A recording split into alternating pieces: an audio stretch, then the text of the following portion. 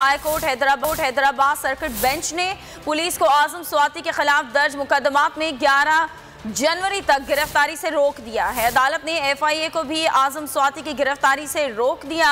अदालत ने सिंध हुकूमत, आईजी सिंध, डीआईजी हैदराबाद और एफआईए हुकाम को नोटिस भी जारी कर दिए। अदालत का आइंदा समाअत पर मुकदमात की तफसील पेश करने का हुक्म। ये अहम खबर आप तक पहुंचा रहे हैं आजम स्वाति केस के हवाले से, जिसमें गिरफ्तारी से रोका गया है। Sindh high court Hyderabad circuit bench ने पुलिस को आजम स्वाति के खिलाफ दर्ज मुकदमात में 11 जनवरी तक गिरफ्तारी से रोक दिया है। इसी बारे में मजीद जान लेते हैं। हमारे नुमाइंदे शबीर अराई हमारे साथ मौजूद हैं। जी आगाह कीजिएगा। जी बिल्कुल, ये आजम स्वाति के खिलाफ जो हैदराबाद रीजन में जो 3 मुकदमात हैं उसमें Sindh high court circuit Hyderabad की जो जुरिस्डिक्शन है उसमें अदालत ने